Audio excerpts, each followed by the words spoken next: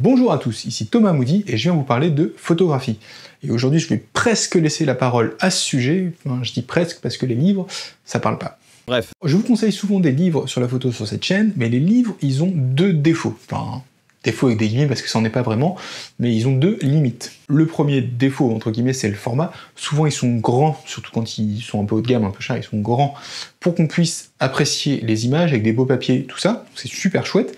Mais c'est pas hyper pratique à transporter. Je veux dire, vous n'allez pas emmener Images à la sauvette de Cartier-Bresson dans le métro, ou le livre de Gregory Crewdson qui pèse 5 kg. On lit pas le truc comme ça, voilà. Donc ça limite quand même pas mal le fait de pouvoir les lire partout. Et le deuxième défaut, c'est qu'ils coûtent cher. En moyenne 30 €, entre 30 et 50 pour les livres d'art en général. Alors, c'est pas cher dans l'absolu, parce que forcément le papier de qualité ça coûte cher, une édition de qualité ça coûte cher, enfin voilà. On s'en rend pas forcément compte au début, mais créer des livres de qualité, ça a un coût, forcément. Bref, aujourd'hui on va faire le travail dans l'autre sens, je vais vous présenter des livres qui sont pas chers. Le plus cher de tous doit être une vingtaine d'euros, je pense, mais vraiment les autres c'est plus autour de 10 balles, et qui tiennent dans votre poche et que vous pourrez emmener partout pour lire sur la photographie. Donc on va parler aujourd'hui des biographies de photographes, et ça c'est chouette, parce que je passe beaucoup de temps à parler de photographie, etc. sur cette chaîne, mais c'est toujours intéressant d'avoir une source de première main où l'auteur vous explique pourquoi il a fait son travail, quelle a été sa vie, tout ça.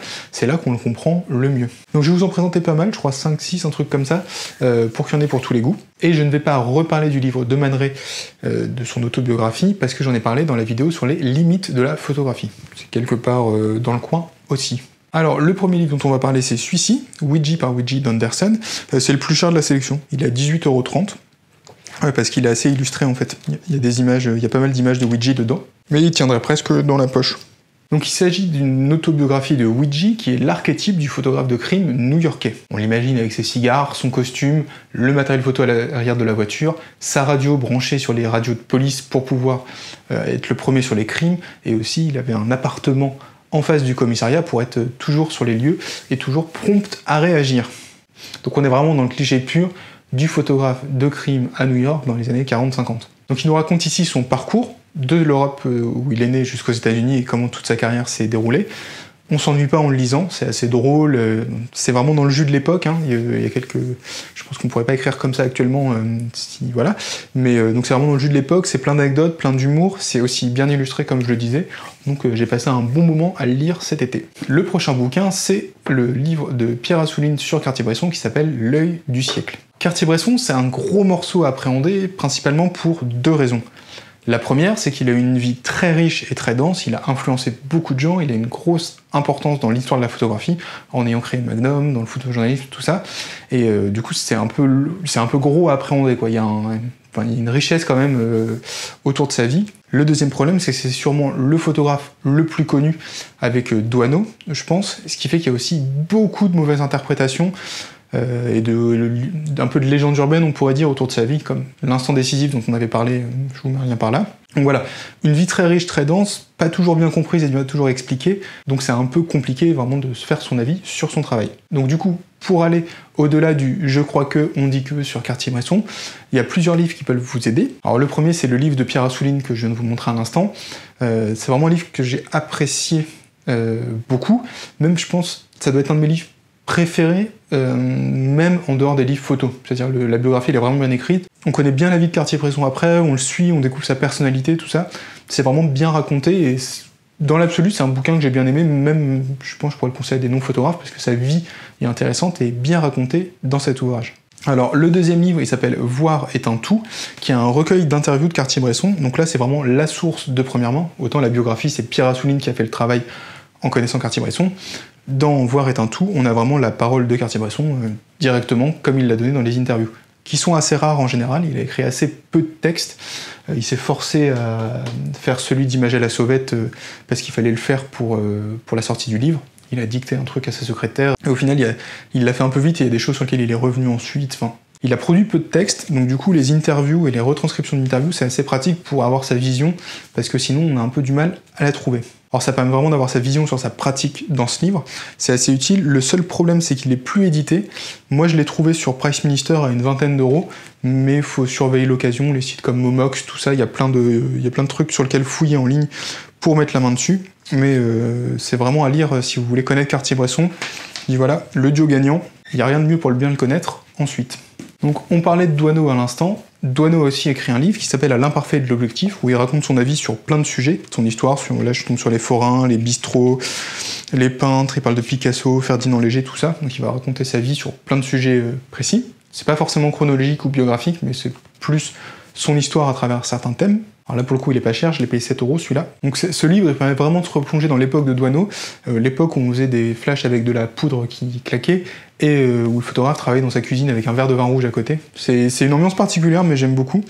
Doisneau, j'ai une image un peu ingrate de lui, c'est pas vraiment de sa faute. Parce qu'il y a certaines images de lui j'ai vues et revues 1 million de fois, comme Le baiser de l'hôtel de ville, un peu comme Satisfaction des Rolling Stones, qui est une bonne chanson, mais j'en peux plus tellement elle a été diffusée et j'ai dû l'entendre. Mais du coup, j'ai une image un peu ingrate de lui, et ça permet de nuancer ça et de se rapprocher du photographe qu'il était vraiment, de lire ce livre. Alors, le livre suivant va parler d'une photographe, cette fois, qui est Gerda Taro, et pareil, c'est pas cher du tout, c'est 7,50 €. Il s'appelle L'ombre d'une photographe, et c'est fait par François Maspero. Alors ce livre porte sur Gerda Taro, qui était une photographe qui partait à la guerre avec son appareil photo, convaincue de lutter pour un monde meilleur. Le livre permet aussi de remonter aux origines du photojournalisme, tel qu'elle et ses amis, donc Robert Capa, avec qui elle était en couple, David Seymour et André Kertész, le pratiquaient. On retrouve dans ce livre le parcours d'une femme libre et engagée, embarquée dans l'histoire de la Seconde Guerre mondiale. Donc en fait, elle meurt en juin 1937 sur la route de Madrid après avoir couvert les conflits à Brunete pendant la guerre d'Espagne. Donc c'est vraiment une vie courte mais intense qu'on retrouve dans ce livre et que je vous conseille aussi de lire. Alors aussi, sur une période cette fois plus ancienne, vous pouvez lire Quand j'étais photographe de Nadar. Donc là aussi, c'est pas cher du tout, il est à 6 € celui-là. Alors ce livre, c'est le deuxième de Nadar. Le premier, c'est Quand j'étais étudiant, que je n'ai pas du tout lu, je sais même pas s'il est encore édité. Et il contient 5 textes. À la base, Nadar, il en a écrit 14, mais l'éditeur a fait un peu le tri, parce que apparemment les textes étaient inégaux, et il a eu raison de le faire, parce que ça marche plutôt bien. Alors ce livre, il a été écrit en 1900, dans lequel il revient sur toute sa carrière, et je vous avoue que j'ai été étonnamment surpris. Quand on imagine quelqu'un de 1900 écrire un livre, on pense un truc plutôt ennuyeux, en vieux français, et voilà, loin de nos préoccupations. Et au final, je me suis senti proche de ce gars-là. Parce que on retrouve son enthousiasme à découvrir la photographie, toutes ses expériences qu'il nous raconte, etc., ses débuts un peu fous, et on se laisse emporter par le récit, et ça marche très bien. Alors, par exemple, dedans, il va vous raconter ses aventures pour créer son studio, les guerres commerciales avec les autres photographes, comment il s'est lancé dans l'entreprise de faire de la photographie au ballon pour couvrir des territoires et faire des cartes. Et ça a été une catastrophe, mais il a testé plein de choses, tout ça, c'est assez marrant. Et il y a aussi une citation qui m'a beaucoup marqué dedans que je vous lis. Toute la question se résume pour vous en bien faire. Cherchez toujours et encore le mieux, là comme partout ailleurs, et, préoccupés jour et nuit de la perfection de votre travail, soyez pour vous-même plus sévère que personne. Que jamais rien ne sorte de chez vous qui ne puisse défier la critique d'un émule. Cherchez l'honneur avant le profit, et le plus sûr moyen de trouver le profit avec l'honneur. Donc voilà, vraiment Nadar à lire si vous pouvez, c'est plutôt marrant.